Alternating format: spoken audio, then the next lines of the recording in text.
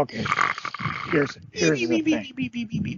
thing. Last week, Cory blew me off because, well, it's what he's doing now. He's sleeping because, in addition to having 2 jobs, 300 podcasts, and Lord knows what else he does, he fell asleep right before we were to record the podcast. Hence the free comic book day fill-in.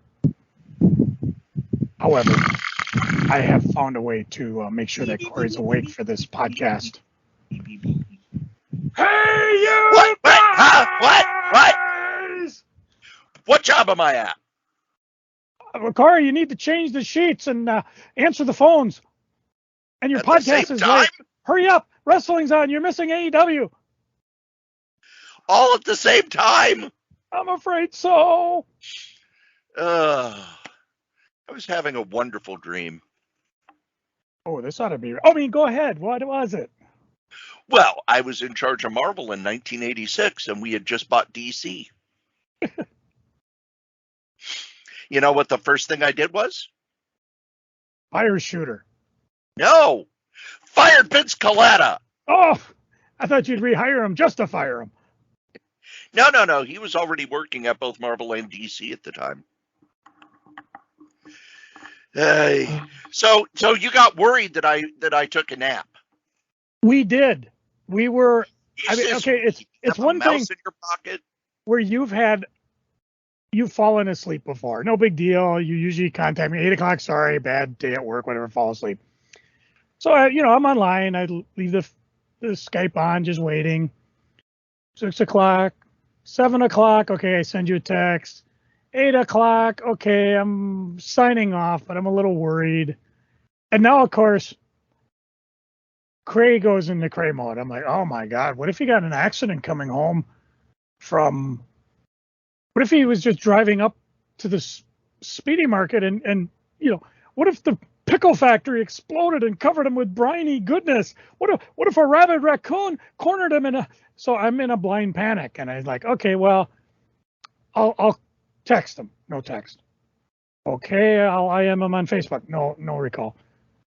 I'll call him. No answer. That's when I started to get worried.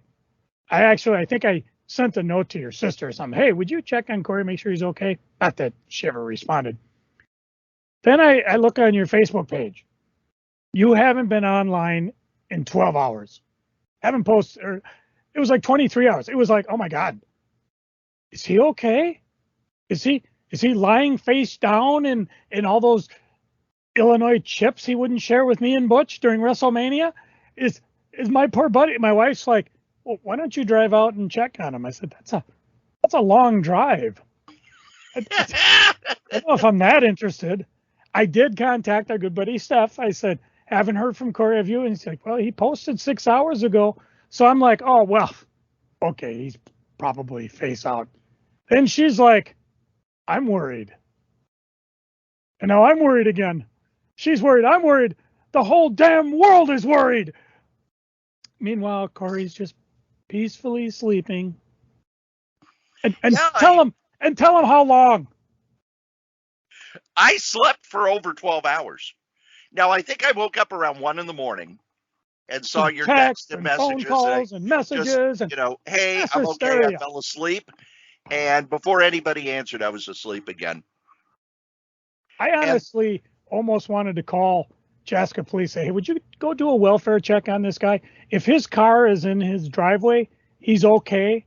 But if it isn't, I'm a little worried. I didn't. Well, and I wouldn't have got anybody's messages or anything because when I'm doing my office job, I turn off the ringer on my phone. Sorry, my eyes just rolled out of my head. Let me go get them. So when I sat down on the couch, it's okay. What's on YouTube that I could watch for about an hour or so? And next thing I know is, oh, wow, it's 1 in the morning. Holy shit. So I think I was tired. That's what I was worried about. You might have fallen in front of your car and gotten run over. It might have backed up. That would have been interesting because I would have had to go outside. It would have had to go. What if it drove through and drove over you as it was backing up? Then you'd be exhausted. What if you backed up into a fan? It would have been a disaster. Well, actually, just asked him, but Okay, kids, a little behind the scenes here. We had to re-record our opening because the first 10 minutes or so of this week's episode, well, it was last week's episode, got messed up. I don't know how, don't know why, just happens. So, Joe and I re-recorded the first part. However, we did not re-record the opening of the previous episode. The only thing that was lost was the instructions for what we do with our previous episodes. So, what I will do, I will grab here my previews, and on the front cover is a ad for Darkwing Duck Negaduck, which is Darkwing Duck's arch nemesis. This is a new series from Dynamite. On the spine are the mini-mates for the Teenage Mutant Ninja Turtles, tying into the Teenage Mutant Ninja Turtle movie that's coming out in a couple of weeks. Weird that a Teenage Mutant Ninja Turtle movie is coming out, and there's not really a whole lot of buzz for it, but, I looked at the animation. The animation looks very much like the TV show, so they're not exactly pouring $100 million into it. Then on the back is the ad for the Darkwing Duck and Negaduck Deluxe Action Figure Box Set coming in spring 2024. So, those of you who have not heard a previous episode before, what Joe and I do, we do not list every comic we are buying. We go through and we point out the new stuff. The first issues, the changes, reprints of important collected editions, and bigger books, the trade paperbacks, the omnibuses, the hardcovers, the stuff that we find interesting, the stuff that you may miss. We're not going to go through and point out everything we read. We're just going to point out the new stuff and the fact that just the new stuff is enough to break the bank. So, we join our episode already in progress. Graphic novel. If you're a Dark Crystal fan, page 66 has the complete collection hardcover. So very much in the rage. Put it all together in one collection. A lot of fun. And of course, over on the following pages, a couple more. There's the Labyrinth, Beyond the Goblin City softcover, Beneath the Dark Crystal, the complete collection hardcover. All sorts of fun stuff. There is one more thing I want to point out. I'm not buying it, but I want to point it out. On page 70 and 71, there is a reprint in a cheap format of the Garfield comic that spun out of the latest Garfield cartoon series. I did not know that Garfield was now owned by Nickelodeon, but there it is right on the cover. And I pointed out because written by Mark Evanier and Scott Nickel, who worked on the TV show. So if you are a Garfield fan, there you go. They are reprinting the Garfield comic. I'm not a big Garfield person, but I do like Mark Evanier. So if you like Mark Evanier and you like Garfield, you'll really like this. That is really a plus because I've gotten a few Garfield comics out of dollar bins here and there, and Mark writes a very fun Garfield. So definitely worth picking up just because of Mark. Next up, Dynamite. And we already talked a bit about what was on the covers, and those are the two things I will point out. Page 74, you got Negaduck. Again, all the various crossovers and comics and hardcovers and metal covers, things like that. And then if you're into Sheena, page 82, same thing. What's nice about it is they give you a little art. There's a couple interviews with the creators, so you can decide whether or not this is something you want to jump into. Other than that, that's it for me from Dynamite. I didn't have anything from Dynamite that I don't already get. All right. Now in third place and dropping fast, Image Comics. They changed their whatever around. I don't like it. They took away some of the fun things I like, mainly the full page previews, the little blurb up top that kind of gives you a category like this is adventure, science fiction. This is horror, suspense. I like that type of thing because I kind of would take a double look, especially if it says science fiction. Your mileage may vary. Mine certainly did, because the only thing of interest I found this month was on page 140, and it's Creepshow.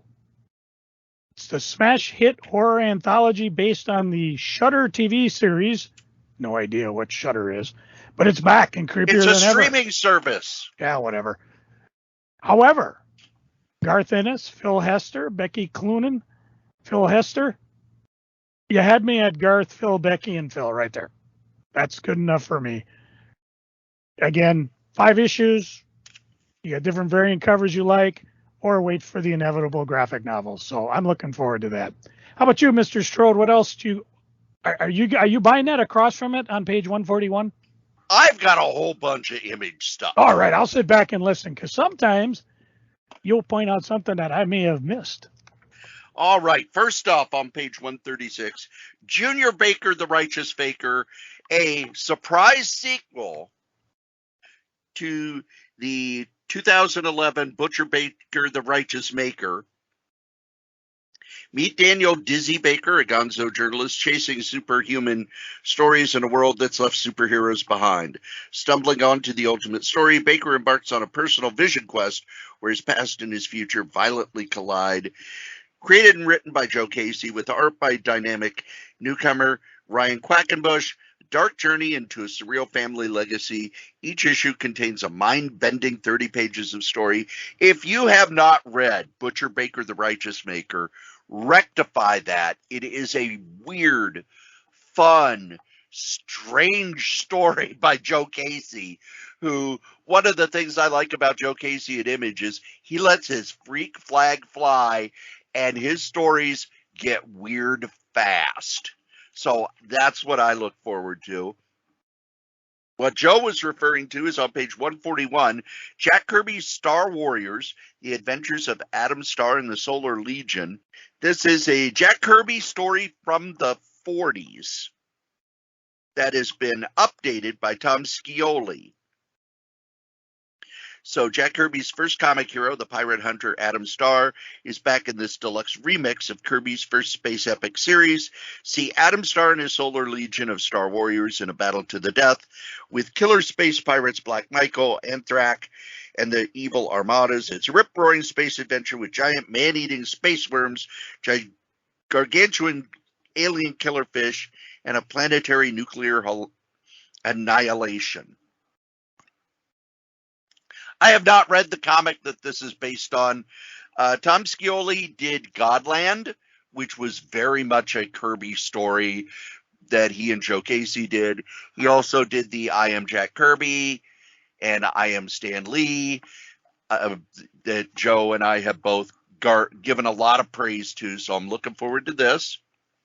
Then on page 144, Cosmic Detective, original graphic novel. Story by Jeff Lemire and Matt Kent, both of whom do fantastic comics. Art by David Rubin. This is an epic science fiction mystery that asks, when God is murdered, who solves the crime? Enter our detective. The murder of a god threatens to tear apart the very fabric of our reality, and only he stands in the way of utter destruction. There's some art on page 140.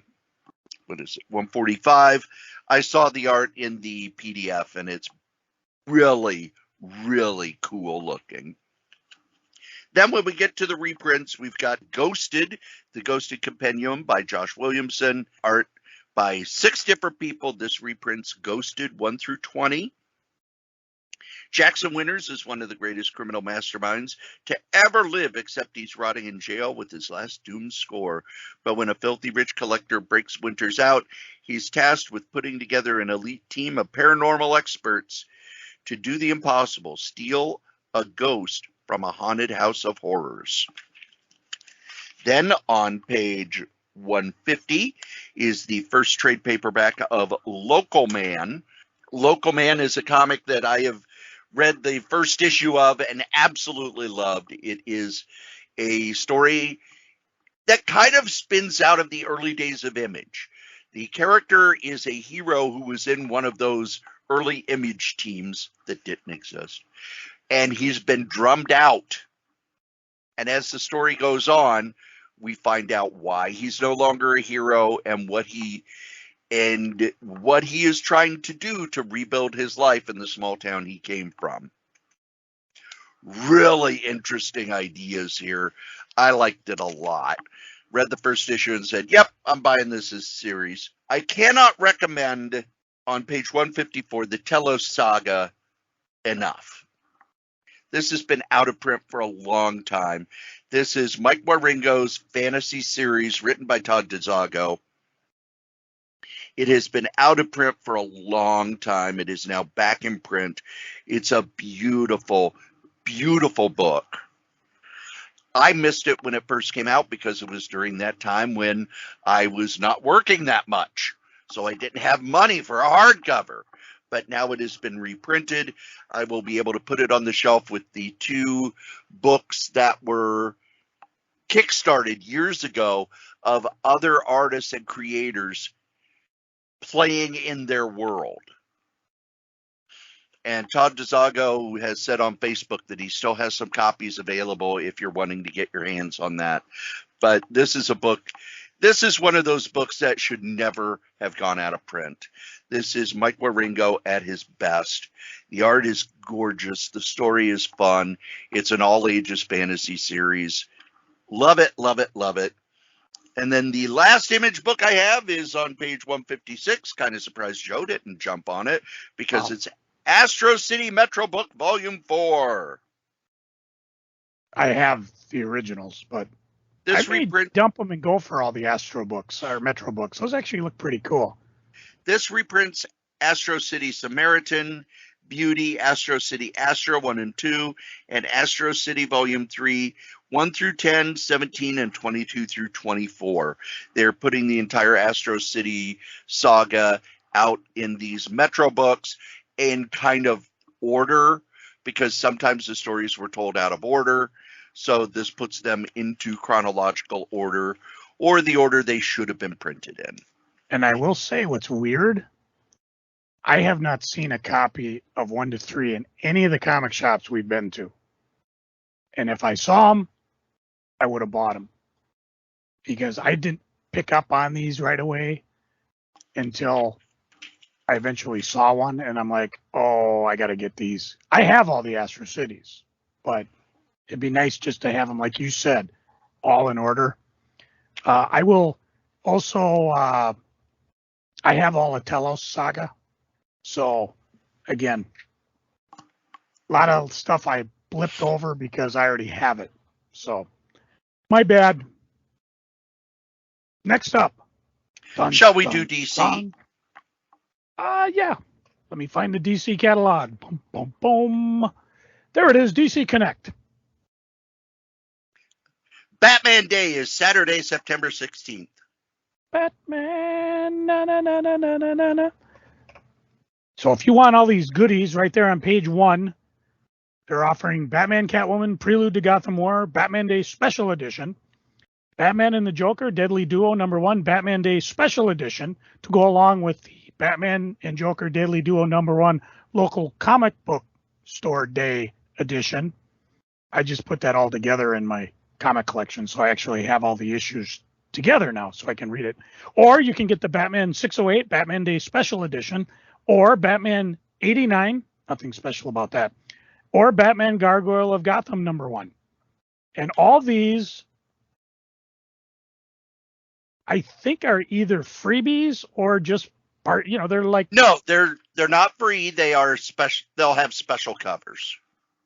Yeah, still, I'm looking at the Batman Catwoman Prelude thing. It's like $7.50 for bundles of 25, 30 cents a copy. So if they're not selling them for $1, right. Yeah. But the ones underneath it, where the Batman 608, the Batman 89, and Gargoyle of Gotham, those 3 are not giveaways. Right. But they will have the special. Yeah, they'll have the special cover, like you said. So look at that, September 16th. I better put that in my catalog before I forget. My calendar here. For me, I start out on page 9. Birds of Prey #1. Kelly Thompson writing it. Leonardo Romero, every mission matters. Every life saved is a miracle, but this time it's personal. Diana Lance is one of DC's most elite fighters, and combined with her sonic scream, she's a fearsome foe in any scenario, but sometimes even a Black Canary needs help.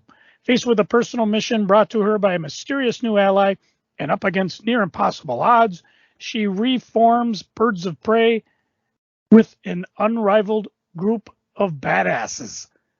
Let's see, we got Cassandra Cain, Big Barda, Zealot, and Harley Quinn, and one goal: extraction without bloodshed. What could possibly go wrong?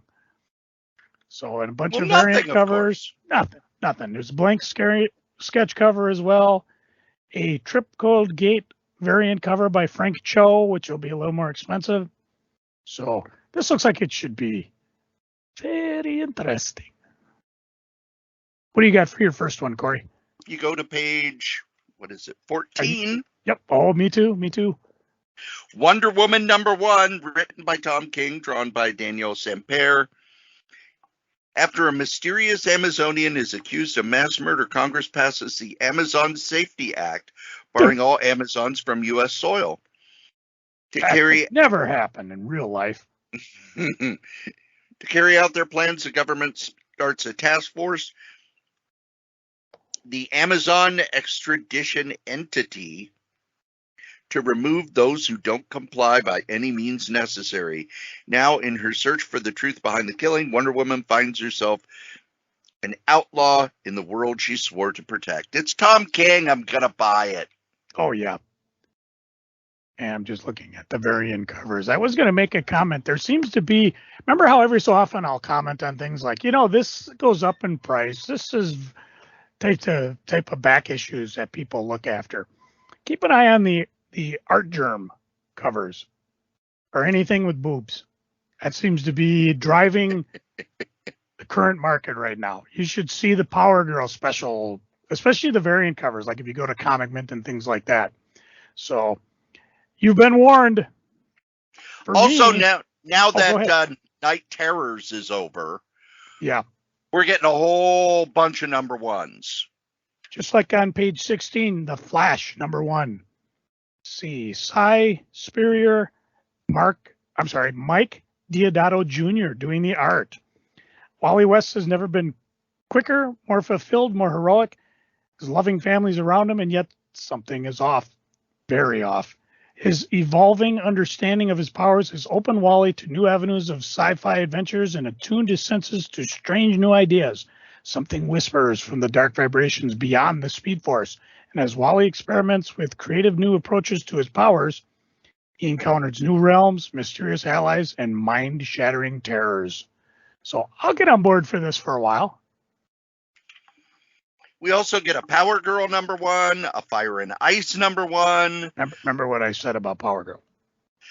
Blue Beetle #1. There's a movie coming out.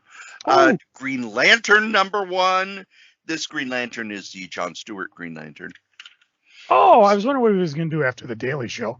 Yeah. Well, he's got a show on Apple, too. True. Not that anybody watches anything on Apple TV. No. They got some good stuff, but I just haven't done it yet. But for me, jumping over to page 27, DC's Ghouls Just Want to Have Fun. It's another one of those 80-page anthology books that I love so much. Skin-crawling stories of DC Ghouliverse. Batman imprisoned by an unfriendly ghost. Man-Bat versus a werewolf. Mary Marvel and Dr. Psycho crashing a Halloween frat party. I think I'm going to try for the glow-in-the-dark variant if it's not too outrageously expensive. Ooh. And actually, well, no, it looks like it should be. Well, there's a variant cover by Jay Lee as well. That could be pretty cool. Let's see. Page 38 has this month's facsimile editions. Excuse me while I jump there. We got Batman #1, Detective number 58, which is the first Penguin, Flash 105, which is the first Mirror Master story. It's also the first issue of The Flash. Oh, wow. Did not know that. Remember? Yeah. And let's see. Oh, Wonder Woman #1, from George Perez. So that one I might not buy just because I do have the original. But yeah, I love these facsimiles just because it's so amazing to read it. I try to read them as if I just picked this sucker off the newsstand. What would I think? You know, the ads, the page counts, just a lot of fun. And since there's no way in hell I will ever have enough money to own a Batman #1, yeah, that's the way to go. If you go back to page 28, this is a mini-series that I will be picking up as a trade paperback. It's a 4-part mini-series, but there are some people who prefer to buy their comics as comics, and this is Batman Gargoyles of Gotham by Raphael Grampa, who has done some work with Frank Miller.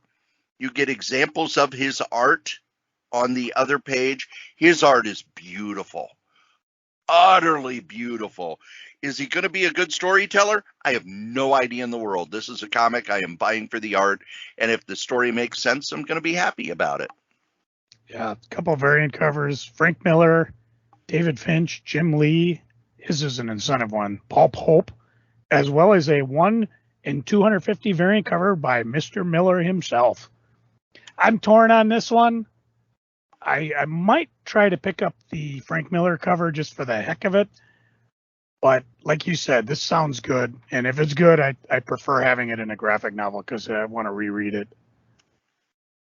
Let's see, for me, I think that's it for normals. I don't really want to call them floppy, but comics, because now I'm all the way into some of the graphic novels. Anything else before we jump down there? Nope. The first one I'm looking at, a lot of the ones I want to talk about for me are just things that are being reoffered. So if you never caught them, do yourself a favor and pick them up. For example, page 45 has 3 of them that I get. If I didn't have them already in one format, I'd pick them up. Batman: The Hush Saga Omnibus, which is one of the best. Well, let's see, Jeff Loeb, Jim Lee, and the whole Hush Saga, and then they also put in a bunch of extra, never before collected issues that tie into it, including stuff from like a Wizard Zero. Underneath it is DC: The New Frontier Deluxe by Darwin Cook, offered again. This is a deluxe format, so not quite as crazy as an omnibus, but still a great way to collect it. And then across from it, how do you say it? Ex Machina? Ex Machina. Machina. See, that's why I need you here, Cory. The complete series omnibus. I have it all as graphic novels. Wonderful, wonderful series. When a strange accident gives Mitchell 100 the ability to control machinery, he uses his newfound powers to become the world's first superhero. But the thrill of risking his life simply to help maintain the status quo eventually wears thin, leading Mitch to retire from mass crime fighting in order to run for mayor of New York City. And that's when the real weirdness begins. This has the entire 1 through 50 series, as well as the special 1 through 4. What got me and why he was elected mayor of New York City, he saved one of the Twin Towers.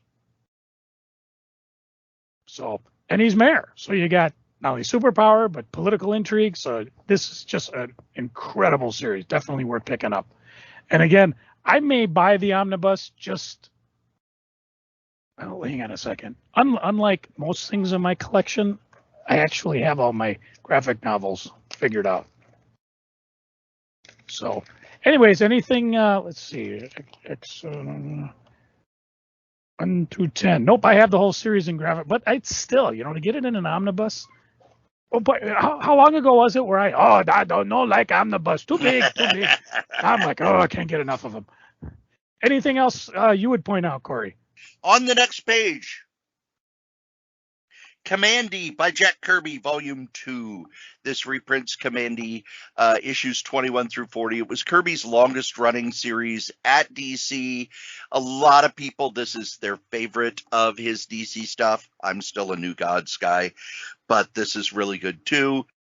Yes, Kamandi went on after Kirby left, but the stories aren't all that good. You get this Volume 1 and Volume 2, you've got all the Kamandi you'll ever need. Then on the next page, the Actually- Detective Chimp Casebook. Ooh. That's right. The greatest detective in the DC universe finally gets his own collection. No, Like that, not Batman. Batman. Bobo D. Chimpanzee, a.k.a. Detective Chimp, reprints all of the Detective Chimp stories from the Silver Age, and then the Whatever Happened to the Detective Chimp from DC Comics Presents. Hopefully they're going to do a second volume that has all the Detective Chimp stuff after he was rediscovered in the 90s. Yeah. I did want to point out, I am picking up Fables as graphic novels. However, on page 46, it's a hardcover. And I got mine as soft covers. So. And this is reprinting the new 12 issues that Bill Willingham did. Yeah, and I'm still missing a few of mine, but that's what geeking's for. See if I can find them. And that's it for DC. Yeah, good month for DC for me. Next up, Marvel. This is number 22, and it starts out. Well, first of all, on page 1, you get the, I don't know what they call it, the 100-year of Disney variant cover, which I believe is tied into Amazing Spider. Why is it always tied into Amazing Spider-Man? Because that's the top-selling Marvel book. Sorry. Either way, that's the cover. But on page 1 or 2, right away, Captain America by Will He Finish It or Not? J. Michael Straczynski, with art by Jesus Saez. What future awaits the man out of time? Decades ago, Steve Rogers changed the world forever. Now powerful and insidious forces are assembling to ensure he never does it again. Past, present, and future collide as the man out of time reckons with an existential threat determined to set the world on a darker path at any cost. So I figured this looks good. This is Straczynski's return to Marvel. And I've always dug his stuff, so I'm very excited to see where he goes with it. What do you got up first, Cory? If you go to page 6, Al Ewing, Leonard Kirk. That's all I needed to know about it. Yeah. Oh, and listen, read the description. Oh, yeah. Avengers Incorporated. Her name is Janet Van Dyne. She's a hero. She's a celebrity. She's hunting a killer. His name is Victor Shade. He's a villain. He's an enigma. He just got killed. And together they're going to solve every mystery in the Marvel Universe, starting with their own. I'm sorry, Al Ewing and Leonard Kirk was all I needed, but that's a cool idea. That last idea. Because how often, I mean, we talk miles of geekdom when we're in the car together. Just different things in the Marvel Universe they've never gone back to. What a great series to do that. And, you almost want to send Al and Leonard, hey, here's the top 25 mysteries of Marvel Universe. We'd like these two to solve. Brilliant. I hope this goes a long time. I'm going back one page 4 and 5, because Predator versus Wolverine. Oh, you had me at that. The thrill of the kill. Well, I mean, I don't even need to read it. You just know what it is. It's going to be, and if, let's see, blah, blah, blah, blah, blah, da, da, da, da, da.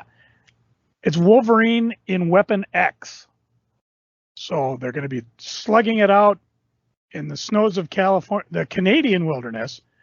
And then, of course, coming into modern age of the sword-slinging streets of Madripoor, Wolverine and a Predator break everything in their paths on the way to ultimate victory or a glorious death. To me, this is like a roller coaster. Yeah, Wolverine's going to die. Not, but let's see where they go with it. Because did you see what the leak for Deadpool 3 that came out? Oh, yeah. Oh, my God. If I would say, Hugh, you want to do this? I would pay to see this in the theater. That would be brilliant. But, Cory, what you got up next? Next up on page 8, Daredevil's getting a restart. Written by Saladin Ahmed, drawn by Aaron Cooter. There is a cover by John Romita Jr. that is just gorgeous. Saladin Ahmed. Sorry, Saladin. Blew me away with his Black Bolt series. His Miles Morales series was really good. His Image book, I read the first issue, was blown away by that. Daredevil seems to be a book where people come on to do their best work. So I really look forward to it. And if at all possible, I want that Frank Miller cover. I want it. Yes. I want it. I don't normally buy variant covers. I'm not, Daredevil is something here I will probably pick up in graphic novel.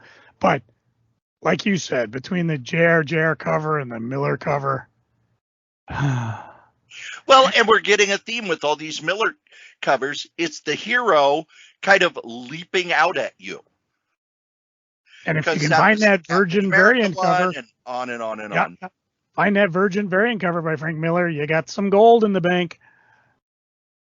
That's just the way it works. Let's see, Marvel, what do you got next for me? I will point out on page 11, Venom number 25. Only because Dr. Doom's in it. I love Dr. Doom. Eddie Brock needs access to Dr. Doom's time platform, and getting to it got more than he ever bargained for, battling the most notorious supervillain in the Marvel Universe through time itself. So just for this one issue, I'm looking to see if there is a no Frank Miller cover, but there's a foil variant. If you can get one in nice shape, those tend to be pricey. So we'll see where they go with that. Next for me, it's part of the Fall of X. X-Men 26 and Invincible Iron Man number 10. Tony Stark gets married to the White Queen, Emma Frost. Oh, I love a wedding. I love to cry. I'll be interested to see, first off, how they build up to this and then what they do with it, because I can't see Tony Stark being married long term. Especially not to someone who can read your mind. Yeah, but it's written by Gary. Both of them are written by Gary Duggan, so he's been building toward it. I may have to graphic novel that. There is also a one-shot on page 35, a Werewolf by Night one-shot. So I like Werewolf by Night. I like one-shots. Probably be picking that up. But then when I turn the page, I know what Joe's buying. Well, I haven't gotten there yet. Turn to page 36 and tell me. It's you're buying it or not. Page 36. Let's see. Ultimate Invasion 4. Werewolf by Night 1. Yeah, my Micronauts one is pretty beat to hell. So is my ROM. I'll have to pick these bad boys up. I like a good facsimile edition. Of course, I might not. I am going to get the omnibuses whenever those come out. So maybe I might not want the facsimile. But if you've never seen these before, what fun! It is the facsimile editions of both Micronauts number 1 and ROM number 1. Oh, I know why I'm not buying it. Because in Dynamic Forces, they have a signed version signed by Frank Miller, which I made. Then if you turn the page, we've got 4 annuals. Well, before you get too far ahead, I want to just point out on page 13, I thought of something interesting. Spine-tingling Spider-Man number 0. Spider Sires and a Smith. A song that, once heard, will not allow you to sleep. One of the worst threats to Aunt May you've ever experienced. These are Infinity Comics series from the Marvel Unlimited app, which I haven't done yet, but here's your chance. First time in print, it's a one-shot. And that Peach Momoko cover is probably what I'll go for. Yeah, that's a really wonderfully creepy cover. But you were talking annuals, I think. Yes. They continued the annual series of Contest of Chaos, which is hero versus hero. So we get a Spider-Gwen annual, a Venom annual, an X-Men annual, and an Avengers annual. Here's my problem. They're 32 pages. Yeah, annuals are supposed to be extra sized. Damn it. Well, even if they had just made them $3.99, that would have been fun. Yeah, but But I'm gonna pick this up in the trade or the omnibus or whatever the heck's yeah, published. same. One of my favorite things about summer when I was a kid was you would get the annuals. Oh yeah. And they would be double size, and it would be a big story. And then by the 80s, by the middle of the 80s, annuals had kind of become kind of blah until they said, oh, well, annuals are now going to be crossovers. So that's how we got the Evolutionary War and Atlantis Attacks. And, oh, I'm so sorry. I'm so sorry I brought that up. And when I was reading them, I enjoyed them. They don't hold up well. No, do not go back and read them now. Oh, what a mess. I will read, though, back on page 32, Silver Surfer Rebirth Legacy. Ron Mars, Ron Lim, the Sentinels of the Spaceway has taken the Sun, Captain Marvel, we call Genus, under his wing, but even the power cosmic can't replace the love of a father. Surfer knows something might just be able to soothe the broken heart. Is it worth the clash with the Infinity Watch? So they're going back, I think, in time when the Infinity Watch was a thing. Yeah, they're doing a lot of stories set in that era. They're calling it Marvel Retro Pick, a little circle. So that's kind of a cool idea. I think it's good that they're branding them that way too, because people would pick it up and go, what? What is this? And I wish DC, remember how when it was in Elseworlds, DC would have the Elseworlds logo, and now it's just, we don't know. Yeah. Marvel's starting to get to that point where it's like, when did this story take place? Oh, a while ago. Good luck. Yeah. Have fun. And for me, that is it on regular comics. You're not going to get on page 53, Alligator Loki making a splash in his print comic debut. Oh, you're going to wish you had that. Next year, this is going to be like $1,000 book. Bow down to the reptile in a helm who has enraptured the 10 realms with his cuteness. There's even a Scotty Young variant cover, which, again, another thing that seems to be getting people real wound up. Some of those Scotty Young variant covers, I don't know if people just weren't collecting them when they first come out because they're cute. And now people are like, oh, Scotty Young. Yeah, I want it. So I'll pick it up. It's a one shot. Like you said, I love one shots. And yeah, that's it. Okay, I got to admit it. I already gave it out of the bag. Way up on page 84, the ROM Omnibus. We've been gushing about this for months. Well, at least a month. So now I got to decide which cover to go for. Which one would you go for? George Perez. They're not doing the classic Rom Miller cover. Yeah, they are. Yeah. Oh, is that the other? That's on the other page. Yeah. Oh, derp. Yeah, see, I'm torn between 4 covers, Joe. Oh, you idiots. I'm torn between the classic ROM and, like you said, the Prez. The other two, they're cool, but not as cool as the other one. So I will make up that decision when I place my order. Then when you turn the page, I can't believe these sell well enough to continue. I'm so happy about it. February 1964 Omnibus. This is the Daredevil, premiere of Daredevil. So we get Daredevil #1. And then the rest are like Amazing Spider-Man #12, Fantastic Four 26, Journey into Mystery 103, Kid Colt Outlaw, Millie the Model, Modeling with Millie, Patsy Walker, Strange Tales 120, Tales of Suspense, Tales to Astonish, Two Gun Kid, The Avengers #5, Patsy and Hetty, Rawhide Kid, Sergeant Fury, and the X-Men. I love that these sell well enough to continue. Every time I get one, it's usually the first thing I read, and I read it cover to cover. I don't skip through and go, well, I want to read the superhero stuff first. Nope. Read it in the order that they print it, because those were the order that the books came out in. And you imagine you're back in 1960, 1994 buying these suckers off the newsstand? Not really, because the paper's much better and there are no ads. Oh, that's what I like about the facsimile ones. I like the ads. I First, know. I was annoyed When with we them do when I was a kid. when we do retro reviews, you spend more time on the ads than the comic. I know, it's more fun that way. Then on the other page, I'm sorry, I'm buying it. Spider-Man Ben Reilly Omnibus Volume 2. I'm gonna get the entire Clone Saga / Ben Reilly. It's 4 omnibuses, which, think about that. You know, at the time we were like, oh my God, this will never end.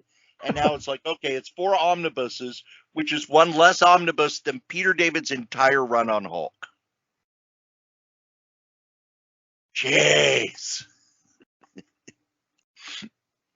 Then on the next page is Thor by Straczynski and Gillen, which we'll probably read a lot better if you don't have to wait, 2 years from the next to last story to the last story. I'm on the fence on this one. I mean, I enjoyed the run, but I do have them. How big is it? 1,144 pages. By the way, the Ben Reilly, 1,304 pages. You work out by lifting an arm at the bus. You can use that thing to stun a horse. Now, the Iron Fist Omnibus, I'm not going to get. Because I've got it in the Marvel Essentials. And other than the Claremont Byrne stories, they're not good. They're just not good. You could tell that Gil Kane couldn't give less of a shit about the story he was drawing. They handed it off. It was one of those. That would be a great blurb for Marvel to use. Gil Kane couldn't give a shit about it. But, look at the writers for the series. It starts with Roy Thomas, then Tony Isabella, then Doug Mensch, then Len Wein, then Bill Mantlo, then David Kraft, then Chris Claremont. They were passing this thing off like a hot potato. It's very typical of 70s books where it's, okay, I don't want to write it, you write it. I don't want to write it. Let's get Chris Claremont. He'll write anything. Mm-hmm. On the next page is a really beautiful book, and that is the Daredevil Born Again Gallery Edition. These are a little bigger than a tabloid size. They're 9 3/4 by 13. Oversized pages, better paper. One of the best Daredevil stories and one of the best comic stories ever printed. If I didn't already have this in a nice hardcover, I would be looking at that. And then I think Joe's back into the I'll just listen to Cory mode. It is, because there's absolutely nothing else I'm going to pick up. So for me, they're no longer doing the X-Men Collected. Probably because I was the only one buying it. Because Echo is going to be used in one of the Marvel movies / TV series, I don't remember what one, there is on page 111, Echo, the Saga of Maya Lopez, which gives her introduction in Daredevil 9 through 15 and 51 through 55. Then we get to the Epic Collections. We have The Curing of Bruce Banner, Incredible Hulk Volume 8, which reprints issues 201 to 226. Moon Knight,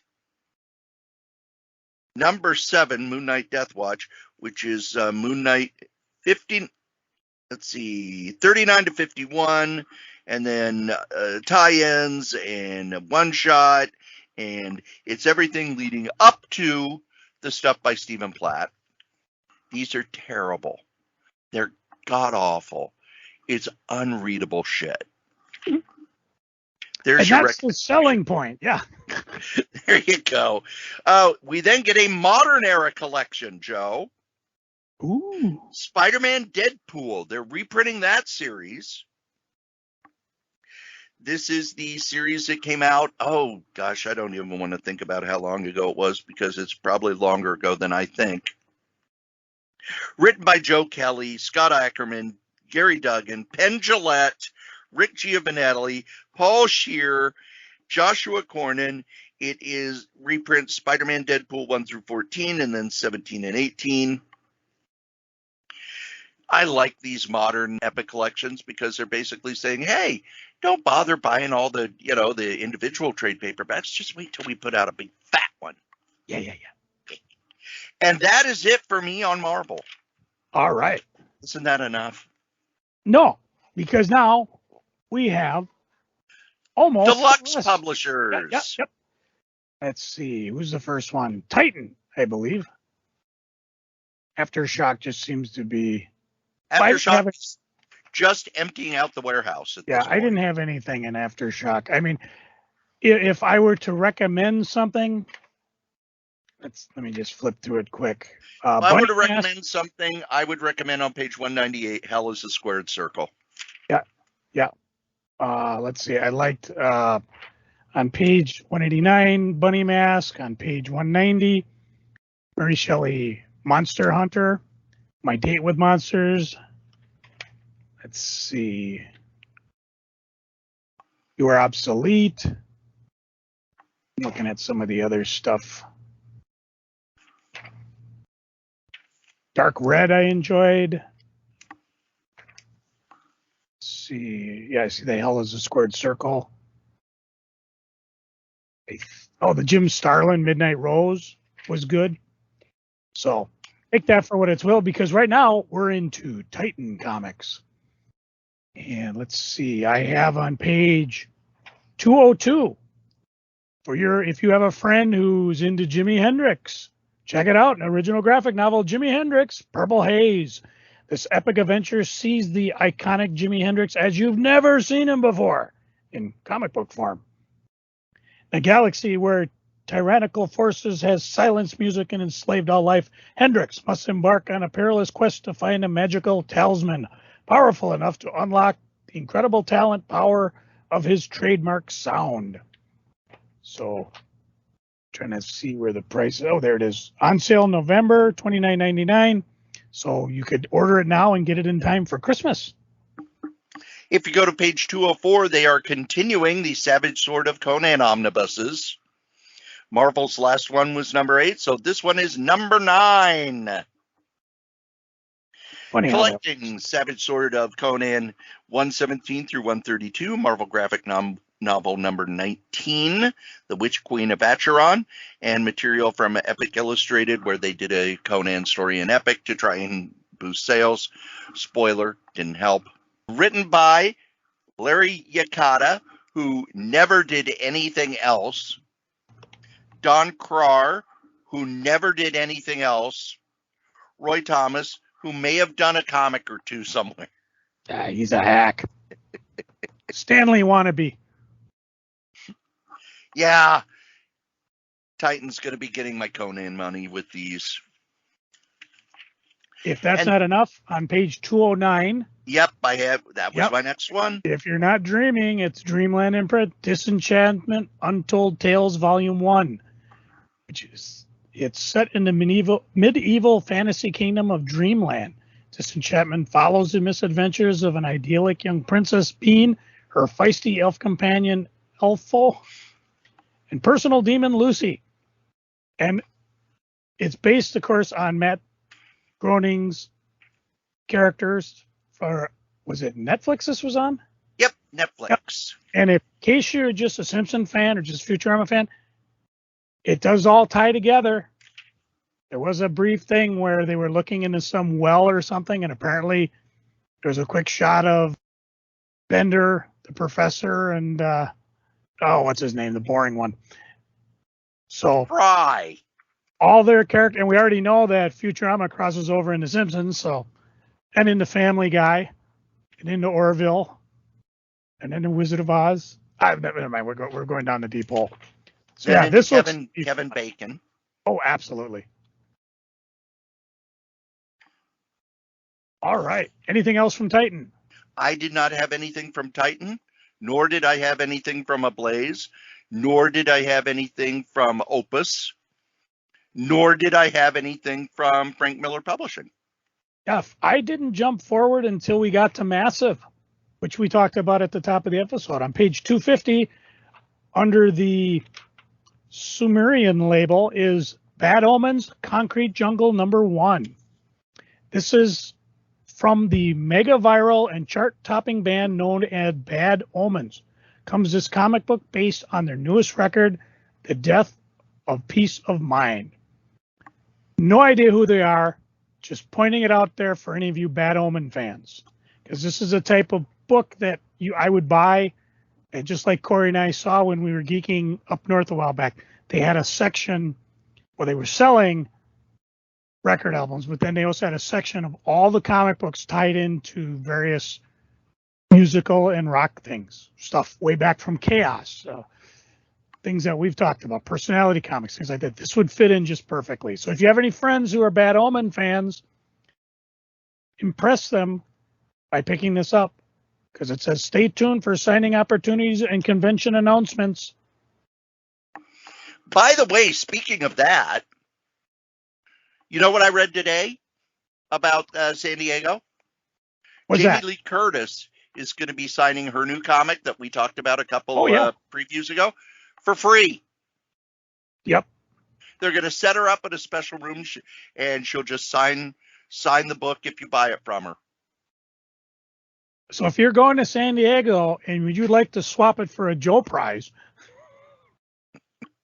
which we now what they're going to be. Actually, I also was looking to try to get the Hot Wheel, but I couldn't find anybody that was astute enough to pre-order it. So I'll be fighting for one of those on the eBays. Anything else from Massive? Nope. All right. Now we bumble into, well, I'll point out on page 254 and 255, something that I would have loved to have when I had my shop. They're talking Sci-Fi Fantasy Month, and they have all these different books that are tied into science fiction and fantasy. I think that's just a brilliant way of doing it. Of all the books they've got there, let's see, Captain Harlock, I've read. Cory, you must have the EC archives. Oh, yeah. Yeah. Sword of Sorrow, I've read, which was good. Saga, I've got the deluxe edition, have not read it yet. Centralia.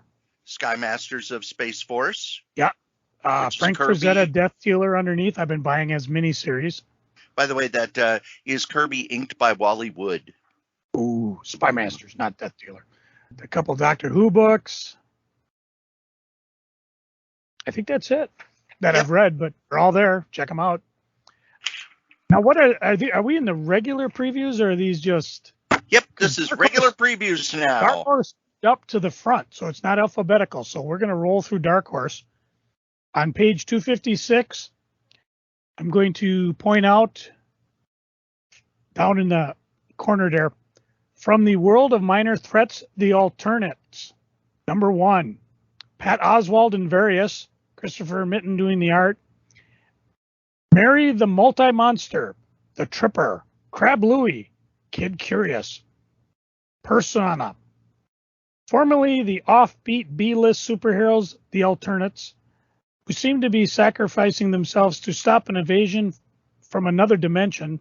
Instead, they were transported to a mirror reality where they lived complete lives in a more four-dimensional existence, expanding both their powers and consciousness. 5 years later, they've returned to Twilight City, struggling to reacclimate to their old lives in a traditional two-dimensional superhero world withdrawal from the vivid ones they left behind. When elements from this alternative reality show up as a dangerous new street drug, some of the heroes band together to destroy it, while others succumb to its temptation. Variant covers galore. This one actually looks to be kind of fun. Doesn't quite say if it's a miniseries or not, but at that price, must be. Or it could be a one shot. What do we know? Don't put the information there. You need Dark Horse. Also on that page is World of Black Hammer Omnibus Volume 2. Black Hammer is a kind of self-contained superhero universe by Jeff Lemire This is the second in the volume, so if you haven't already gotten the first volume, you'll probably want to pick it up because it really doesn't make a lot of sense without the first volume. If you are a He-Man or Masters of the Universe friend, they're showing up at Dark Horse now, page 257. Right across from it, Masters of the Universe, The Forge of Destiny #1, a He-Man Year 1 prequel to the hit Netflix series Masters of the Universe Revelation. I'm not going to read it because you either are or you are not a He-Man or Masters of the Universe fan, but here's where it's being published. Come get some. Also on page 260 is another omnibus, the BRPD, part of the world of Hellboy. Omnibus number 8, which means they have now done double the omnibuses for the BRPD than they did for Hellboy. Across from that on page 258, pointing out there is St. John.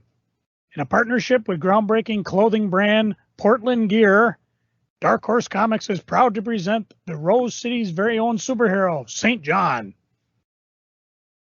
Not sure what to make of that, but go for it. A couple of variant covers to go for. Also on page 261, Creepy Archives Volume 4. Remember I said I would let people know if it's the Creepy Archives are still good. These are still the good ones because they're mostly written by Archie Goodwin. This reprints issues, let's see here, 16 through 20 in a paperback volume. It's $24.99. Then also on that page is EC Archives Shock Suspense Stories Volume 3. Shock Suspense Stories was kind of EC's sampler book. You got a crime story, you got a science fiction story, you got a horror story, and you got usually a twist ending story of some kind.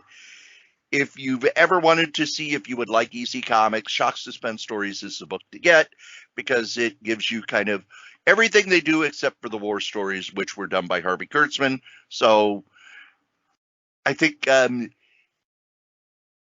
Feldstein and Gaines did one story in the first issue, and after they did it, they were like, yeah, Harvey needs to do this. We have no idea what to do with this stuff. So Harvey could do what he wants to do. And for me, that is it. I got for Dark three Horse. things to point out on Dark Horse. If you're a Usagi Yamamoto fan, a new series starting off, Ice and Snow. If you're a Witcher fan, a new series is starting up, The Witcher Wild Animals #1. My guess is these are miniseries. But above that is a #1, not tied into anything, called Tear Us Apart #1. Deep in the Canadian wilderness, a vicious cult dedicated to an ideology of pain trains children to become deadly assassins. In the midst of this world cruelty, two teenagers break the cardinal rule by falling in love. The only thing standing between them and happily ever after is an army of murderers with a taste for blood. And that's it for me, Dark Horse wise. Then IDW's up next. All right, let's see. IDW. On page 260 for me, The Complete American Gods. I have them all as individual miniseries, but you know, Cory and I absolutely love it when you put complete or omnibus on a hardcover. If you haven't read this, first of all, go buy the actual novel. Much, much better than any adaptation could ever be. Then you have yourself, I think it was it Stars? The show was on? Yes. Who did they get swallowed? They got swallowed up by somebody. I forget who. No, but anyway, Stars is still around. Is it still its own? It's not tied to anybody. And then pick up this because it's Neil Gaiman. P. Craig Russell does a lot of the artwork, but just fabulous. Here's how good this is. I read hardcover 1. When hardcover 3 came, I read it, absolutely enjoyed it, and then realized I didn't even open hardcover number 2. I just enjoyed the story that much between Neil Gaiman's writing and P. Craig Russell and all the other artists involved, including people like Becky Clooney, Scotty Young, Fabio Moon, Dave McKean. Yeah, this, if you haven't done it, pick this up. For me, if you go to page 267, Star Trek Year 5 Deluxe Edition Volume 1 hardcover. Yes. There have been tons and tons and tons and tons of different projects that say that they are the continuation of the 5-year mission. This one, while there is no way it could have been a TV show, really worked for me.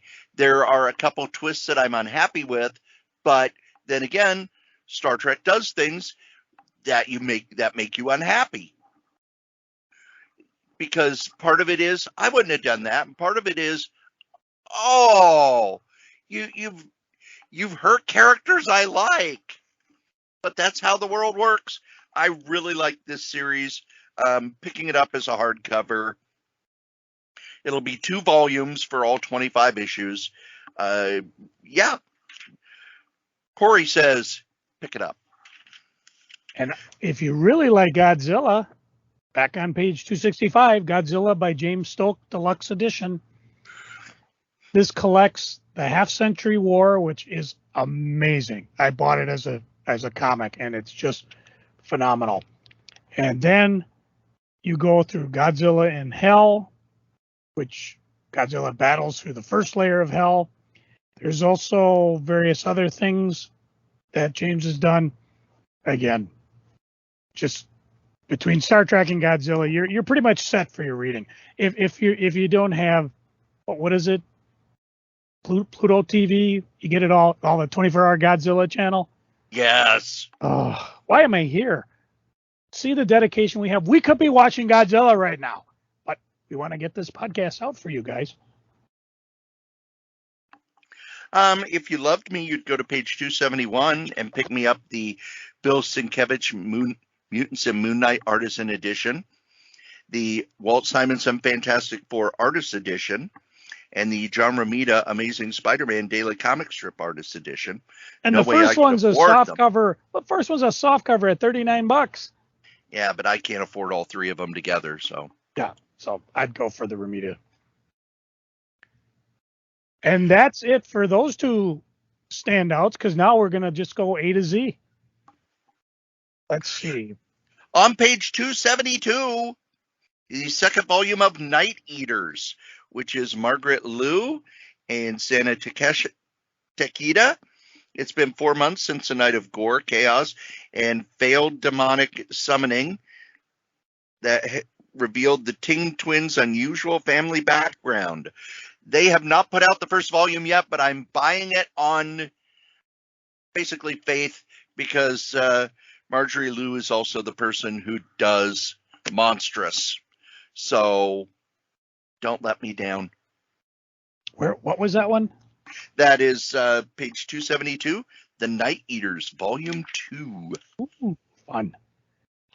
My first one in the regular ones are on page 276 under Ahoy Comics, Project Cryptid.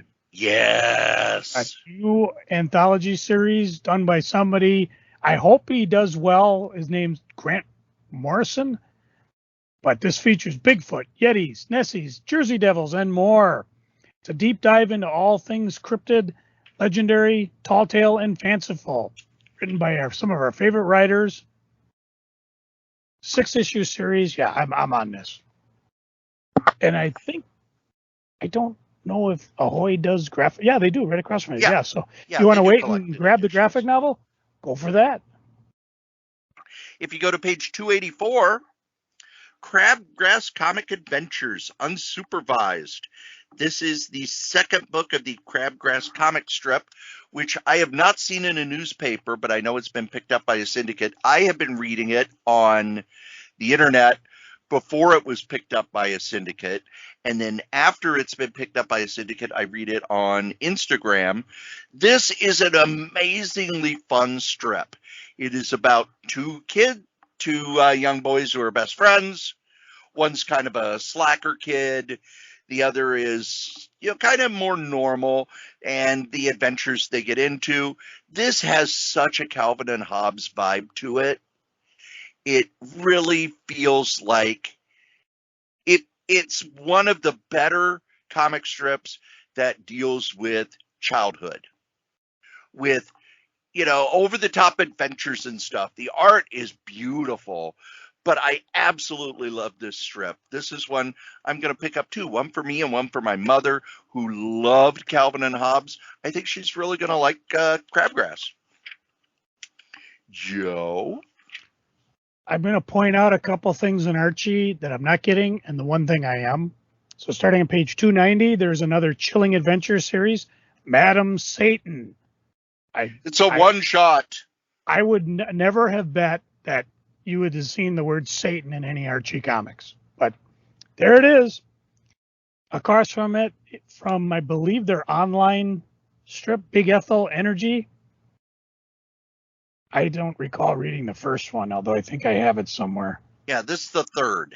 Yeah, so I'm missing two. But on page 292, Sabrina the Teenage Witch Annual Spectacular. Brand new story, various creators. Not even worth reading. You either get it or you don't. I mean, Archie, like when Cory talks about the digests, you either get what he's talking about or you don't. Speaking of which, are there any Archie digests you're looking to grab, Cory? There's actually one that is Archie Showcase Digest number 15, Freshman Year, which is going to reprint all of the freshman year stories that they did. The others are just kind of the average digests. I tend to save my money for the 1,000-pagers, which are like, they're digest size, and 1,000 pages is a big brick of comics. And some of the stuff they reprint, you're just kind of, wow, why amazed they pulled that out. I'm reading one now, and it's a whole bunch of Betty as super teen adventures, which I had completely forgot about. Because the Archie superhero things I never much cared for. But wow, it's interesting that they put a whole bunch of Betty as super teen in the middle of this big old book.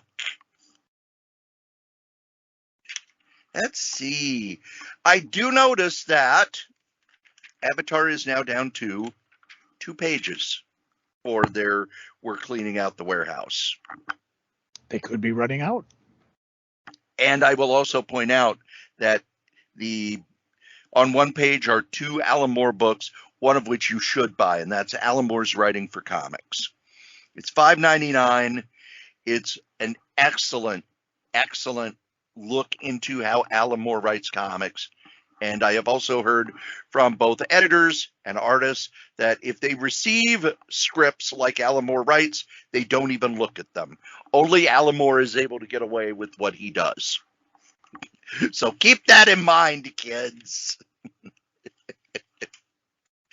Joe, what do you got next? Let's see. I am on page 315. Kind of in the upper middle there, something called Tear Collector. Gothic horror set in London of the 1980s. A woman collects tears in order to keep in contact with her dead husband.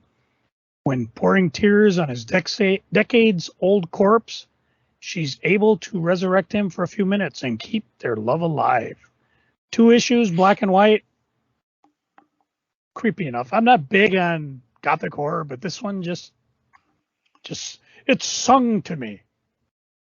If you go to page 327, this is not actually a comic. It says offered again, but I don't remember it being offered through Diamond. I actually bought it directly from John K. Snyder III. This is the Continental Op. It is a collection of the first 5 stories of Dashiell Hammett's Continental Op stories, which Dashiell Hammett, you may have heard of one of his books, Joe, The Maltese Falcon. Never last. These are more stories by him, the man who created the noir private eye style of storytelling, with John K. Schneider III doing illustrations through it. I have this book. It's beautiful. $19.99, and you're going to get a lot of reading out of it because these short stories are fan-friggin-tastic. Joe? Let's see. I'm just going to point out, we've been talking a lot about collected editions and stuff like that. And we've talked about this before. 324 under cartoon books. There you got Bone 1 volume edition. It's up a little bit in price, but it's well worth picking up if you have a friend, if you have kids, if you've never read it before. Pick this thing up because you can read it all in one sitting. And I have this in so many different forms. My favorite though is the ones I let my daughters have. They read the thing to pieces, and I have it together still with duct tape. And eventually I just replaced it with a slipcase color edition. So, but yeah, definitely highly recommended for this one. If you go to page 333, there is a spotlight on kids' comics. It is Melvin Monster. And you're probably thinking to yourself, Melvin Monster? Who cares about that? I will read 2 words that will explain why I'm buying it. John Stanley. Any comic done by John Stanley for Dell was fantastic. He's the one who did Little Lulu for years and years and years. He's the one who, when Little Lulu was canceled, they moved him over and did a Nancy comic. And I've told the story a few thousand times of how I read the Nancy comic book and was like, oh, this is so great. And then I'd look at the comic strip and go, why does this suck when the comic book is so awesome? Melvin Monster is one I've never read because it was canceled before I was born. Melvin Monster is about a good-natured monster boy whose sweet personality belies his monstrous appearance. Gag after gag, this acclaimed mid-century cartoon sets up Melvin up in fairly Quintonian situations that spiral into hilarious ridiculousness with ferociously phonetic comic timing. Anything John Stanley does is going to be good. And I'm going to point out, when Joe, you've seen the EC box sets, right? Oh yeah. What were the other 2 series of box sets they put out during the 80s like that? You know, I wasn't even aware of them in the 80s. One was the Carl Barks. Oh yes, yep. And the other one was Little Lulu. Why? Because John Stanley is a master. His stuff is incredibly good. Go out of your way to pick up any John Stanley book. I recommend the Little Lulu stuff, but his Nancy was also really good. He did a series that he completely created called 13 Going on 30. There's Melvin Monster. Just a master cartoonist who never quite got the same sort of acclaim that Carl Barks did for some reason. Joe, what do you got next? Well, other than a hornet flying around my basement, I'm still back on page 324, because under SEX Publishing, they have the 2 offerings, and both of them sounded interesting. The first one is Miracles. High school senior Elliot Morgan has been obsessed with superhero comics all his life, especially Major Voltage Adventures, a comic that suddenly ended the year he was born. Family secret unravels. He's just suddenly getting superpowers. Don't miss this double-sized collector's item first issue. 4 issues. Kitty corner from that on the same page, Wire Fence one-shot. In the late 1800s, the American bison were being hunted by the millions. In this tale of the Old West, barbecue, a wired slinging bison herder is determined to help one herd escape the Black Hills gold rush that massacred the bison population. An intense tale of the Old West through fantasy lens. What do you got next? Go to page 346. This is a book I have been waiting for since Doc V announced it. Adventures into Terror, the Atlas Comics Library, Volume 1. Fantagraphics has contracted with Doc V and Marvel to do 8 of these books, where they will be reprinting Atlas Comics. And Doc V, who knows more than anyone about Atlas, is the one putting them together. If you are friends with him on Facebook, you'll see every so often where he'll go, hey, does anybody have a good copy of this comic to scan? Because Marvel does not have usable film for it. He is going out of his way to put this together.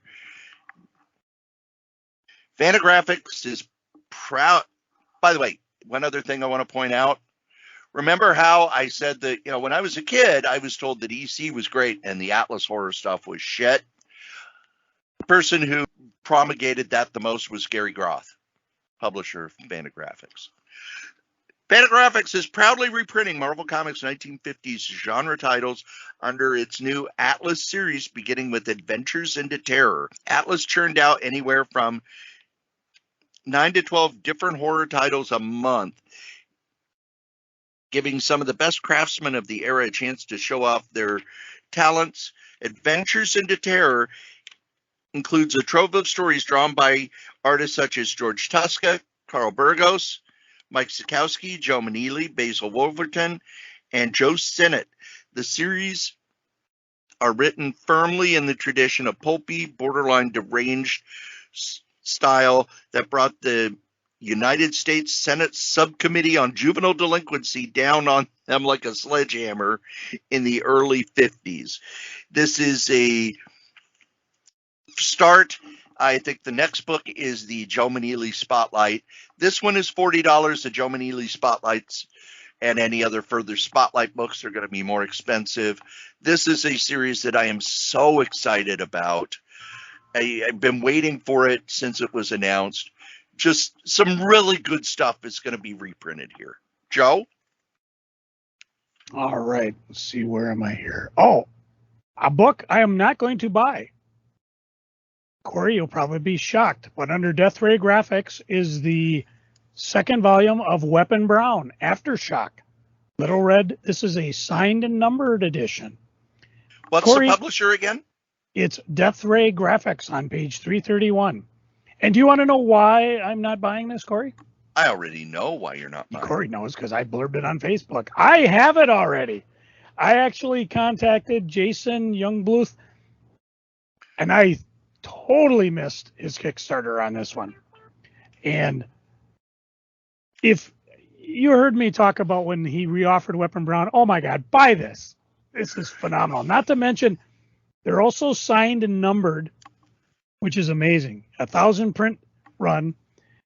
I paid him months ago for it, and he got a hold of me. He said, "Did you ever get your book?" I said, "No, I thought you were still working on it." I said, "No, they're ready." So I had it within a week. I've already read through it.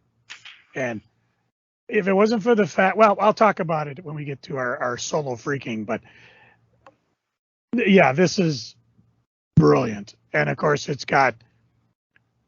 basically guys sitting around talking about, yeah, I know Weapon Brown. I've seen Weapon Brown, blah, blah, blah, blah. There's I believe a Weapon Brown Thanksgiving. And of course, he does all the, what do you call it? Like he did with Weapon Brown, he'll say, okay, here are all the characters from various strips that I put in.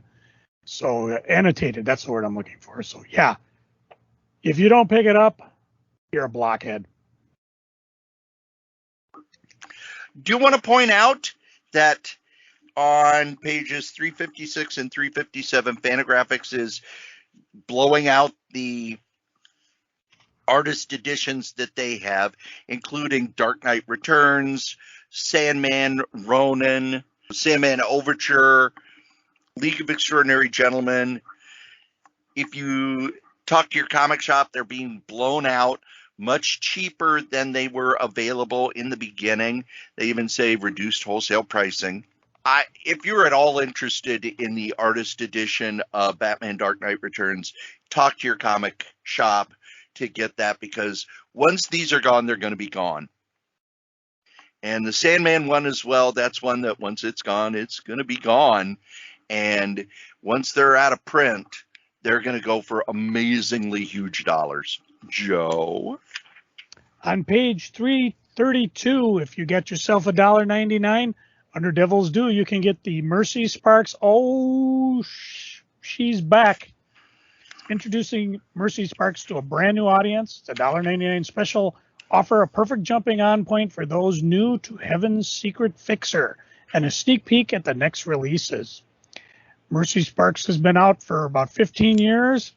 The launch of the Zero issue, discounted 15 years ago. Tradition continues. Contains pages from the new No More Angels Left to Fall and a recap of her history. So that should be fun for $1.99. Cory? Oh, is there all kinds of Doctor Who stuff on page 410? Yeah. What page are you on? Page 410. Yeah, I just had down page 410, Doctor Who. I have to decide what ones to get. But man, Yeah. it's like, okay, here's all this stuff that's been floating around in England, and we're finally going to bring it to the U.S. The ones I'm most tempted by are Doctor Who Daleks, the Ultimate Comic Strip Collections, Volumes 1 and 2. Oh, those, I remember reading those when I had the magazines. It's good stuff. That would be my choice, because the other stuff, some of it's around, some of it isn't. IDW did a great job of getting a lot of that stuff in print, but yeah, they did. They printed the comic books. These are the comic strips.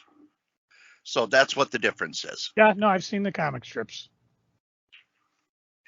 But to have them all in one. Page 339, right in the corner, Dynamic Forces, there's my baby.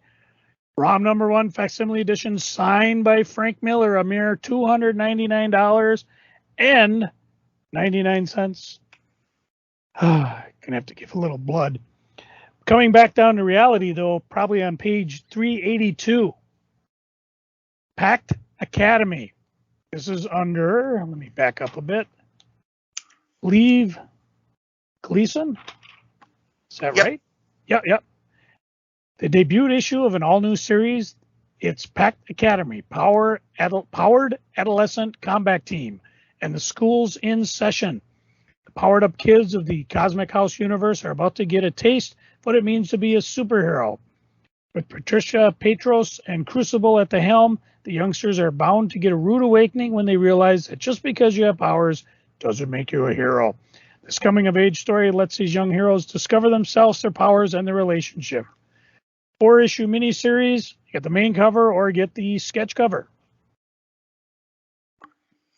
On page 413 and 414, under Penguin Classics, they have the Avengers, the Fantastic Four, and the X-Men. These are Penguin Classics were the line of books that are considered some of the greatest books ever printed. Penguin Classics has licensed comics from Marvel. These are sort of collections of some of the best early stories, such as with the Fantastic Four, it's issues 1 through 5, 10 through 11, 48 through 51, and annual number 6. Or for the X-Men, it is issues 1, 3 through 5, 7, 8, 14 through 16, 38, 41, 42, 44, and 46. It's not complete, but none of the stories are continued. If you have never read any of the Marvel Silver Age stuff and you don't want to be jumping in on omnibuses or even epics, these are a great way to sample the early days of Marvel. Joe? Let's see. I am on page 397 under NBM. Remember what I talked about music earlier? Here's your chance to pick up on some, again, great Christmas presents. Prince in Comics hardcover. Above it, they've got David Bowie in comics, and underneath it, Queen in comics. And then continuing down, you go Michael Jackson in comics and Willie Nelson hardcover in comics.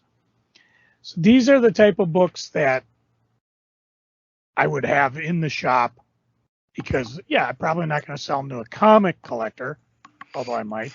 But it would be also books that you probably aren't going to see elsewhere. So definitely want to have them on the shelf and make a little display out of them. Cory? The next one I have is not a comic. On page 417, From a Certain Point of View, Return of the Jedi hardcover. I picked up the From a Certain Point of View Star Wars book, which are a series of short stories set around the events of what happens in Star Wars. Then they did From a Certain Point of View for Empire Strikes Back. These are fantastic short stories. Just minor characters, their version of the events that we've seen in these movies. it's something that I didn't think would be all that great, but Random House had a sampler available, and I read the sampler and went, okay, I need more. So I picked up the digital of the first two and absolutely loved them. If you're a Star Wars fan, you should pick these up. Even if you're not somebody who likes the Star Wars novels, it very much fits in with the movies, so you don't have to know. One of the problems I have with the Star Wars novels is they very quickly get away from characters we know, often to the hinterlands. Nope, these are set around the movies. You don't need to have read 50 other books to know what's going on. You pick this up, every short story, you can read it by itself. Very well done. Joe?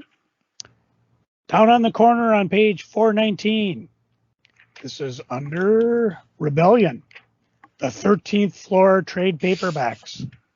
It's a true tower of terror. Maxwell Tower is the sinister housing block controlled by the homicidal sentient computer caretaker Max.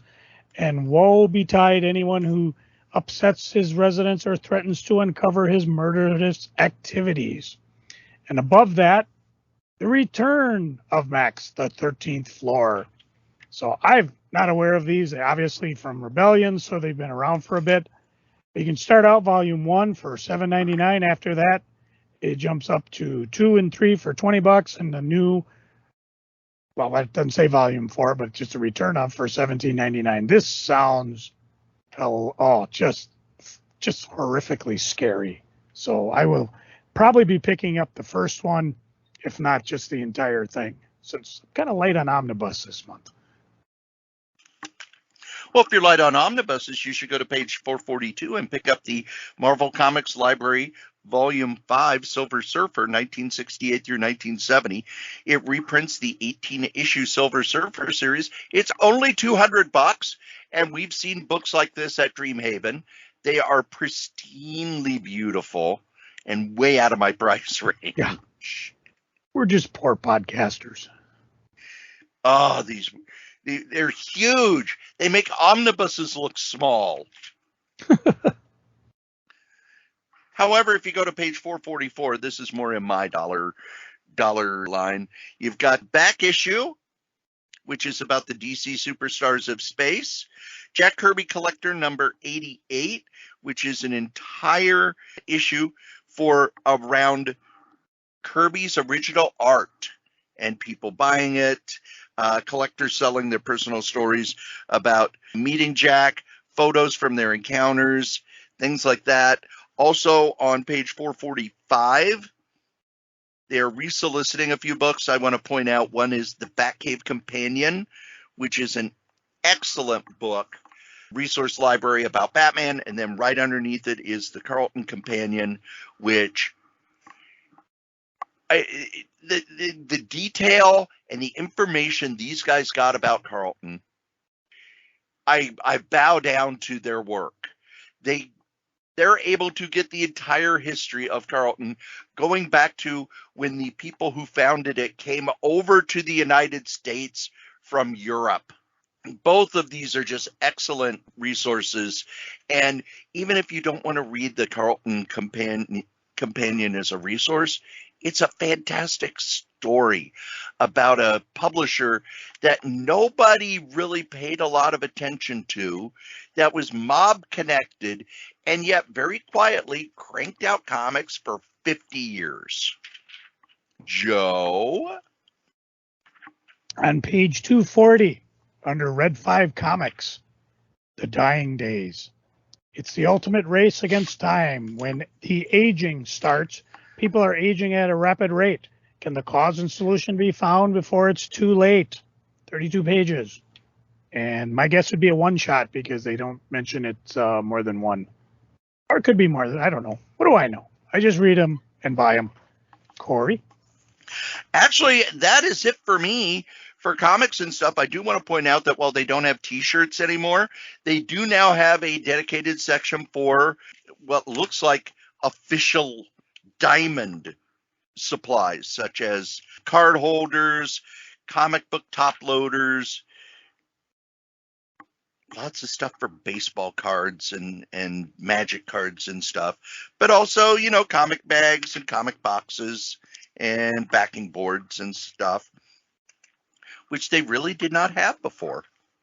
Nope, they got their own brand. I've only got 4 more things on page 422. Well, then have at it. Let's see. Who are we under here? This is Scout Comics. Sissy number 1. Gabriel is frantically woken from sleep by his younger sister Maddie's teddy bear. Teddy bear's name? Sissy.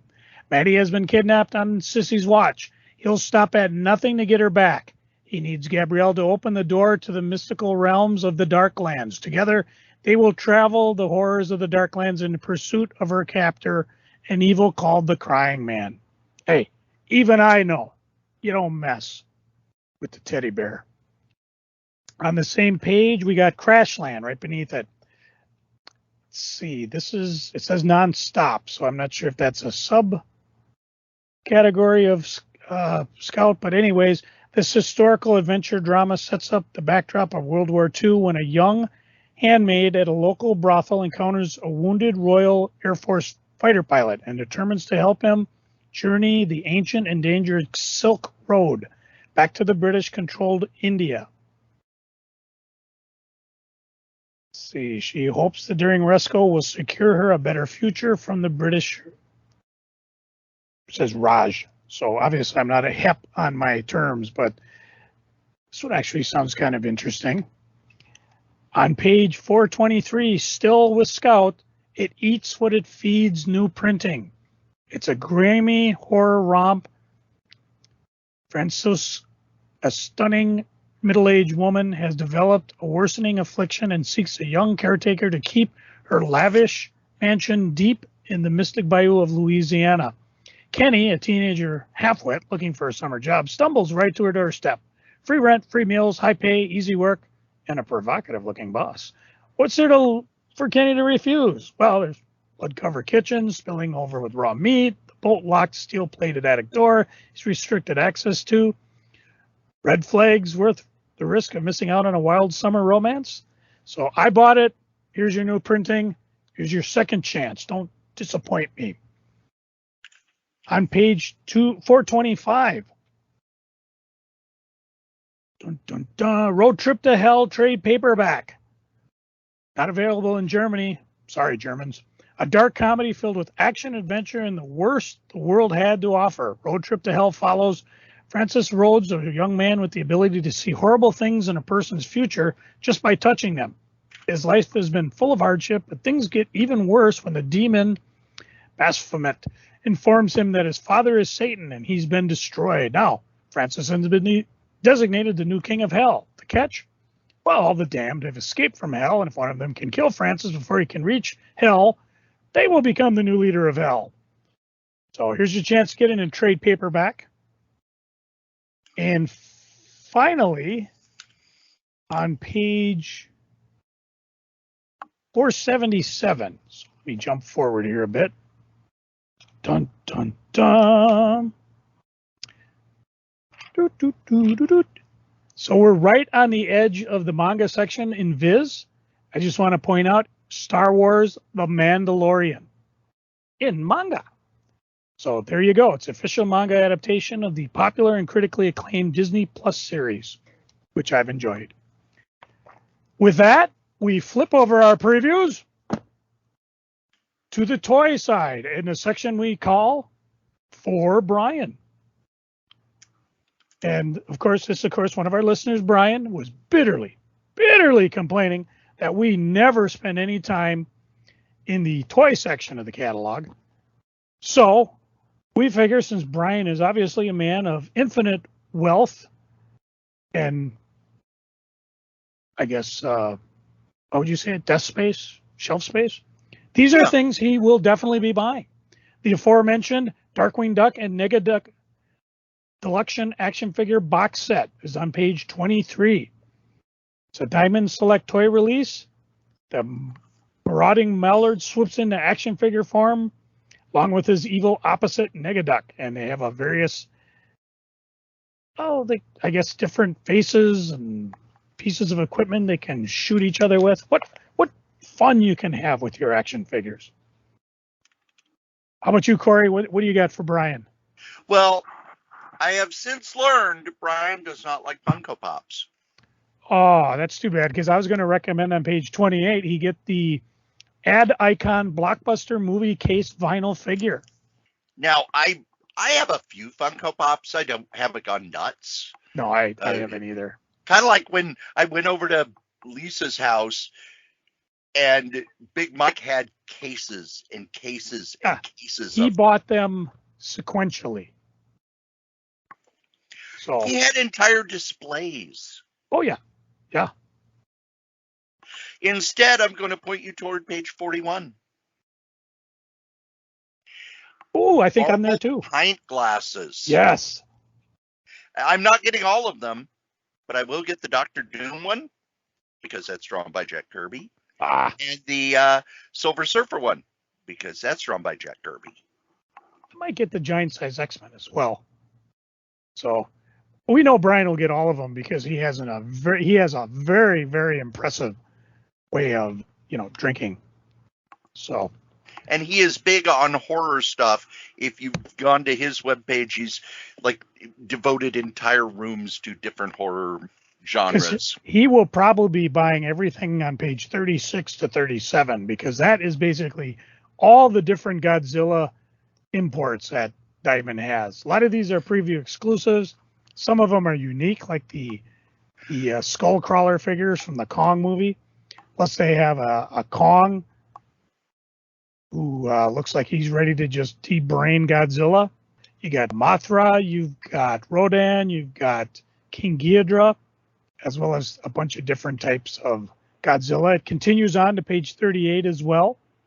Good for your Godzilla room there, Brian. Anything else? Nope, I am done. I've got one more thing for him. Ooh. And, because we got to get a little classy. On page 78, under Table Museum, there's a Michelangelo da Vinci statue. Artistically accurate you've got, I guess, articulation points. So what you do with David's your own business. But there you go. Put that right on your table. Just wipe them pops away. I wouldn't even recommend the what do they call that guy who does all the weird graffiti around the world? Tagging, whatever. Banksy. Yeah, he's got a couple pops up there too. But yeah, you blew it, Brian. Next month, nothing but pops from me. You know what else you need, Joe? This isn't enough? No, you need some internet security from our sponsors. Our newest sponsor is NordVPN. Let's be honest, if you're out on the internet, you need a VPN to protect you. There's all sorts of things going on the internet where people can track you. You could accidentally download a keylogger, all sorts of things. NordVPN gives the best security possible. It has a password manager which generates complex passwords, syncs across all your devices, stores your notes and credit card information. It also gives you 10 gigabytes of private cloud storage, secure files that backs up your data automatically. But the main thing it gives you is peace of mind. It gives you peace of mind when you're out on the internet, when you're streaming, when you're playing games, when you're listening to podcasts like this one. It gives you safety anywhere at any time. It protects your online activity. You get full access to all content. And if you use the link go.nordvpn.net sh3ku, it'll take you to where you can get a great deal for a 1-month plan, a 2-year plan, a 1-year plan.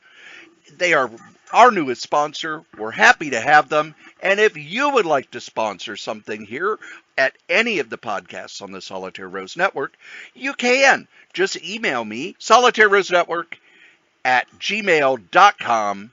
Thanks. And if you have any spare time, hear all the other podcasts I do. The Solitaire Rose Radio Network is currently on a pause basically because COVID-19 has made it so that I have to work a lot of extra hours at both jobs. But you can still go and listen to my other podcasts. Now, you're probably listening to Crazy Comics and Stories, which is the main podcast. But on this same feed, KRAYZCOMIX, is Solitaire Rose Radio, the solo radio podcast that I do. I've done interviews, I've done short stories, I've done all sorts of things, and you can get to it right here on this same feed. I also do a podcast called Novelcast, where I take the novels I've written and turn them into free audiobooks. That's over at novels.solitairerose.com. Dangerous Dan Moore and I, and of course Wolfie B. Bad, give you bad advice over at badadvice.solitairerose.com. You send in your questions, and we give you the aforementioned bad advice. And then myself and Adam Vermillion from For the Love of Comics do the Fantastic Forecast at fantasticforecast.solitairerose.com, where we go through the issues of the Fantastic Four, 4 issues at a time, to give the plot and commentary on each issue. That's not all. Yes, I'm crazy. I still, over at pwinsiderelite.com, every week on Wednesday, do a recap of the latest episode of AEW Dynamite. I write up what happened, and then myself and Anthony Pyrus will do an audio. Now, you can only listen to the audio, if you remember, at pwinsiderelite.com, and if you're a wrestling fan, you should be, where we then break down the episode, talk about what we liked, what we didn't like, give it a grade, and let you know if you should have watched that episode. Those are the other podcasts here at the Solitaire Rose Radio Network. Thanks. When he's not napping. Hey, wake up. We're not done yet. Okay. Now we do what, since people love freaking and geeking, but how long have we been going on for? Let's see here. We are at an hour 52. So we have time for just one each. Joe, what are you freaking on? I am freaking on the fact that Cory and I have not really gotten to sit down and do weekly podcasts because of schedule, because of events going on. I have so many notes of wonder that I want to share with you. And I don't know what we're planning to, because even as we talk, somebody posted a wonderful article on Shinders. I got tons of comments. Cory's got tons of recollections. So we'll probably do a podcast about Shinders, as if we haven't talked about Shinders enough. But with that in mind, I just want to share some of the different things we did. Now, Cory, do you play the Minnesota Lottery? I do not. Well, you might want to, because our friend Brent Schoonover did the art for the Road Trip game, which is a scratch and win game. It's summer scratch game. He says that it was a fun opportunity to come up with sites around the land of 10,000 lakes to put in this image. Thankfully, there's an entire different version of the final artwork that you'll see down the road, with many more places to stop and visit. Road Trip is now available. That was 2 months ago. So who knows? Maybe I'll take over this here podcast and I'll just get all this stuff out of my system. Because like I said, we'll talk about it in my geeking side of things. Cory, what's your one freaking for the week? My freaking is after reading the most recent Tilting at Windmills from Brian Hibbs, where he lays out the problems with having 3 distributors. I worry about smaller shops that have not diversified. And the thing that got me thinking about that is when we were up in Duluth, 2 of the shops we went to no longer carry comics at all, and a third is probably not going to carry comics anymore. Rogue Robot no longer carries new comics. They've got, in their second room, they do have their back issues, and they've got a shrinking wall of graphic novels that will probably not be replenished because the games are where the money is for them. And I keep reading about how Diamond makes far more money on games than they do comics at this point. My son and his wife are board game fanatics. The more Complex board games. They have a group that gets together every Saturday to do board games. They still read a lot. Matter of fact, what is it? She posted that she's read over 200 books so far this year. And all I can think is, holy cats, I wish I had the time for that. But as comics become less and less profitable, and games are so much more profitable, I could see more shops start to move out of comics. Marvel has done a really good job of diversifying and getting their stuff out into other markets. DC is fits and starts getting stuff into other markets.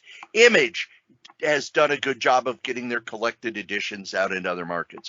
But if you are a small publisher, if you're not one of the big five, I worry about your existence. Because it's starting to look like the way it did before Cap City went away. When, okay, Marvel and DC and Image all went over to Diamond, and they were 80% of the market. The other 20% was Cap City had them, but none of them were exclusive, so Diamond had them too. So if you're buying from Diamond, you're not getting a really good discount on those smaller press comics because your order from Diamond is going to be smaller. That's why I think it's interesting that you've had a few of the smaller publishers sign on with Lunar, and Lunar puts out that special magazine that hypes them with a full page for each book rather than in previews where you get the little dinky, what is it, like a 2-inch square thing unless you pay more. The comic market is going to go through a huge change over the next 3 to 5 years. Where it's going to end up, I have no idea. I do know that Marvel has their publishing plan for the next 5 years. They've announced all of their omnibuses up through August of next year. And if you think they don't know what they're publishing going through, you're crazy. That's the one thing that they've done under the last 2 editors-in-chief, which is, nope, we have a plan. We're going to stick with this plan. We're never going to make, we're not going to have books late. We're getting this stuff. It's in the can before we even solicit it. DC seems to be kind of flailing around. I read the first few Night Terror stories, and because they're all set in nightmares, they don't quite make sense. And after reading the first few, it's like, yeah, I'm tapping out. I just don't care about this story. It's too drawn out. The stories are based on dream logic, which is we get to throw whatever weird shit we want to into the story because it's a nightmare. I think we're going to, early next year, going to have to kind of sit down and do a state of the market episode as some of this stuff starts to shake out over the summer. Joe, what are you geeking on? Every freaking thing. Cory, what is the number one thing I'm trying to do? Get rid of all your stuff. And what do you think? How many long boxes of comics do you think I've picked up in the last 2 months? It's 1,000. Well, probably that in comics. I not only have hit every shop in town, not only have I hit numerous garage sales. We did our trip up to Duluth, which we recorded coming back and forth. I will put a coda on that because I don't think it's dropped yet. We weren't necessarily impressed by the shops we saw. Not to say that they're bad shops, but Cory and I, we've got great shops in the Twin Cities, so we're looking for something different. Although I'm really want to get back to Collector Connection in Superior because I just want to go make that the trip and then maybe hit Globe News because they closed before we got there. But yeah, I've just been picking up stuff. I look at it here. I got Innovation #1, Nightmare on Elm Street. I got a Aliens Platinum Edition. Just today in Box Day, I got Night of the Living Dead, signed by actor Judith Ridley, who played Judy. I guess. Joe, which character was Judy? I've never seen the movie. I have no idea. What? No. And this is you need to watch the movie right after we're done. Dude, I don't have time to watch the movies because I've got all these comics to read. I mean, I just got I think it's called She Aversions, that it's got a naked art cover that Dave Sim autographed. Okay, let me walk over here. Let's see. I just got Abducted, the collected edition off a Kickstarter. I got The Body #1 signed. Over here, I've got Shark of War, which is the next big adventure from Shark War. Here's a Julie Strain and Friend that she signed, a heavy live 2000 tour edition. She's naked on it, by the way. Let's see. Here's Mark Crilly's 32 pages signed. I got a Mr. Miracle number 23 that Michael Golden signed. Oh, not to mention all the books I bought for $1, all the books I bought for $2, $5. I'm not done yet. Tomorrow, I'm planning on hitting stores over in Menominee because they're doing $1. I'm going up to Mark Myrtle, the guy who bought all my comics once upon a time, because he bought a huge collection that people went rabid for over the weekend. He's still got them set up. So I'm like, he just said, hey, you want to come over? Check them out. I know you couldn't come because you work weekends. Okay. Not to mention all the notes I made with previews. Cory, I have a geeking problem. God help me. I love it. And of course, the big thing is I don't want to give it away. I mean, obviously, if I find I have it, I'll put it on the eBays. But I'm going to read it first.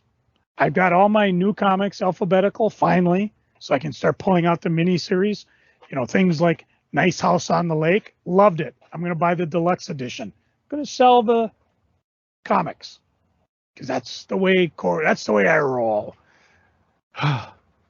Meanwhile, over here on the regular bookshelf, I've got Money Shot and Chokehold by Christina Fox. Here is, let's see, Confessions of a Male Prostitute, as told by John O'Day. This book is like from the 50s. I thought it was Fred Garvin. He's the male. He's from Fred Saturday Garvin, Night Live. Male prostitute. I'd appreciate a good review if you could. Help me with my trust here. Let's see. I've got Green Lantern, Green Arrow, the Denny O'Neil stuff, and Neil Adams. I got that. Over here, let's see. Neville Brand, Death in the Forest. Here's Vengeance of the Zulu King. Here is the Temporary Walls, an anthology of mortal fantasy. You know where I got these from, Cory? Where's that? Dreamhaven. Yeah, I'm just here. Alien Pregnant by Elvis. Let's see who did it. Edited by Ether M. Freisner and Martin H. Greenberg. I must have picked that up from a free comic or one of those free libraries floating around. Why am I going nuts? Well, first of all, I got a pay raise. Second of all, this kind of ties in with like what you were talking about, Cory. A lot of shops are blowing out comics, which is scary. You know, I went to one shop, I think it was Dreamer's Vault. They had 5 boxes, 5-cent comics. You know, they're not big on back issues. They're more of a new comic game type store. But 5 cents on comics, and this is all stuff probably New 52 era and beyond, but I'll pick up stuff I've never read. That doesn't include things like, here I've got there's a selling group on the Facebook's comic shop group, I think is the big one that I go through.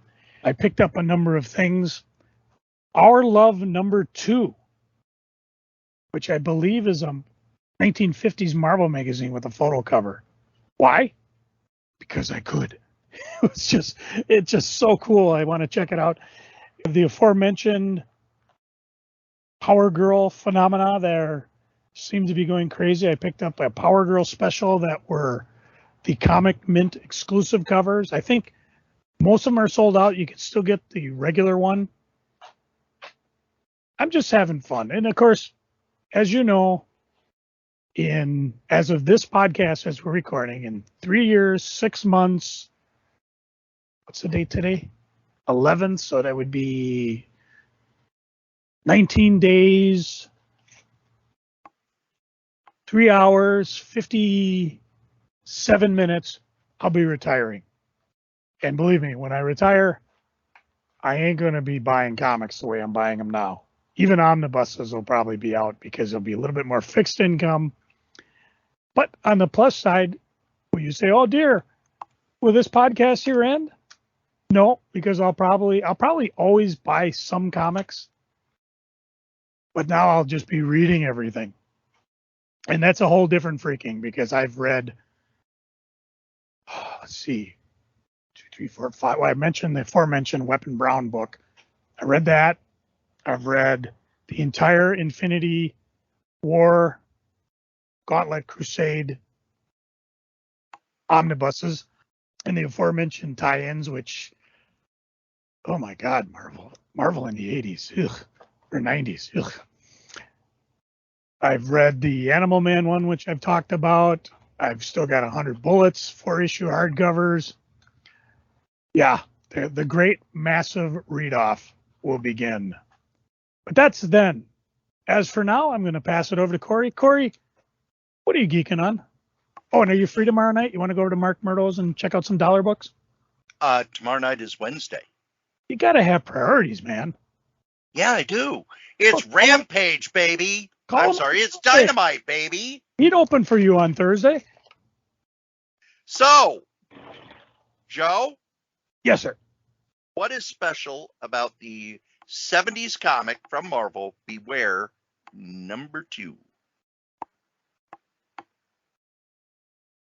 What is that one? Beware #2. I'm not offering a shiny new dime because you'll never guess. No, I couldn't, not without cheating. It is the last of the Marvel 70s horror reprints that I needed to pick up. Ooh. I now have them all. And if you want to slip over to Cory's next time he's napping, I'll give me a call. Let's head over. So the series were Beware. Now, I'm not counting the black and white magazines because while they had reprints, they were mostly supposed to be original stuff. And some of these had original stories in their early issues. Beware, Chamber of Chills, Chamber of Darkness, giant-sized chillers, giant-sized creatures, creatures on the loose, Crypt of Shadows, Dead of Night, Fear, Journey into Mystery, the 70s version, Monsters on the Prowl, Strange Tales, the 70s reprints, Supernatural Thrillers, Tomb of Darkness, Tower of Shadows, Vault of Evil, Weird Wonder Tales, Where Creatures Roam, Where Monsters Dwell, and Worlds Unknown. Got them all. I've been slowly putting that collection together since the 80s. Kept them separated in their own boxes. Now I have them all. And I was very worried about getting the last batch over the last 10 years because they were one of those that no one gave a shit about in the 80s and 90s. And the problem was they were hard to find. But when you found them, it was like, $1, $1.25. They were in dollar bins. They were in quarter bins. Then in the 2000s, all of a sudden people went, hey, these are 30 years old. And there aren't many of them around. And the prices went fucking crazy. But I was able to get Beware #2 off the eBays. Nice. As well as, he had some other Marvel reprint stuff, like some Marvel Tales and Marvel's Greatest Comics and stuff like that. That, was one of those where it's a bundle. So it's like, okay, I paid for a bundle, but I only wanted the one. Because otherwise, the amount I paid for the bundle is the amount I would have had to pay Mile High for that one comic. Isn't that fun? I mean, I didn't even talk about my eBay winnings because I've picked up a virus signed book, but I got all the WWE Valiant books. Oh, wow. For the same price it would have cost to get one of them. Yeah. Same type of thing. And what the heck, we're bragging. That's half the fun of having a collection is bragging. I picked up a Knights of the Dinner Table #4. I forget which variant it is. I don't think it's the Raricon variant. I'm only missing #3. I have everything else. So if you got a number 3, you're looking to sell. So yeah, I'm going crazy. Most of the books I buy are cheap because I like cheap reading. You know, Cory and I always love it when we run across those DC 100-pagers, the newer ones they're just blowing them out. Because that's some damn fun reading right there. I loved the DC 100-pagers when they were at Walmart. I actually would go to Walmart to buy them, and I hate Walmart. Oh, look what I just found. Remember, Cory, when you went to where the hell did you go? Look what I found. Oh, I lost it. No, I forget. I'm trying to figure out where you went, but you bought me the DC Comics variant covers, the complete visual history, and the Marvel Comics one. Oh, that was at Barnes & Noble. Book Annex. I think that's the sticker. No, it's Barnes & Noble. Oh yeah. See, look at that. You bought this for me way back in Episode 600. Yeah, and I'm finally getting to it here. But I completed that collection, and I never ever thought I would get that one complete. Take a picture of it, put it up on our Facebook page. I'm sure we'd love to see it. Believe it or not, kids, you've listened to us blather on about funny books for over 2 hours. Good for you. I need a nap. I think I do too. And as we say every week, the comic we like the least, we still like better than the comic that you like the most. Joe? Fact of the day. Never install a dartboard on the ceiling, as it will make you throw up.